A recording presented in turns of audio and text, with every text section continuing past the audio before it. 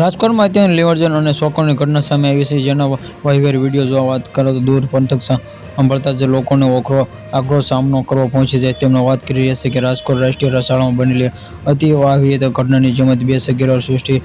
જેમાંથી વિરુદ્ધ કામ કરતા જે કૃત્ય આચર્યું છે, જે સગીરને જાનથી મારવાની અને વિડીયો વાયરલ કરવાની ધમકી પણ આપીને શોષણ કરવામાં આવ્યું છે. તે પણ એકાદ દિવસમાં તેની નહીં પરંતુ એક વર્ષ સુધી. અક્ષરશોની પણ ખરાબ માનસિકતા ધરાવતા બે યુવતીઓને બે સગીરને એક વર્ષ સુધીને પોતાની હવસનો શિકાર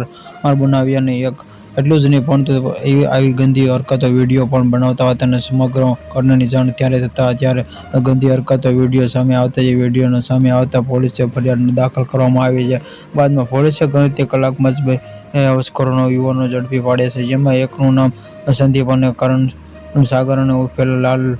પટેલ અને બીજાનું નામ છે જયેશ મેજીઠિયા, જેમાંથી આ બંને આરોપી શાળામાં આવેલા પાણીના પ્લાન્ટમાં મજૂરી કામ કરતા હતા, જેમાંથી પીડિત સગીરો પણ અહીં મજૂરી કામ કરતા હતા. મળતી માહિતી મુજબ રાજકોટના રાષ્ટ્રીય શાળામાં ભોગ બનનારા સગીરો રાષ્ટ્રીય શાળા આવેલા પાણીના પ્લાન્ટમાં મજૂરી કામ કરતા, જેમાંથી ધૂળનો લાભ ઉઠાવીને જે સંદીપ કણ સાગર ઉર્ફે લાલુ પટેલ જયેશ મેજીઠિયા બે શખ્સો છેલ્લા એક વર્ષથી સગીરાનું જાતીય શોષણ કરતા અને બંને નવરતમ સગીરાને ડરાવી ધમકાવીને સાથે કુકર્મ આચરતા, જેમાંથી આવેલા મામલો અત્યારે ગંભીર બન્યો. સમગ્ર ઘટનાનો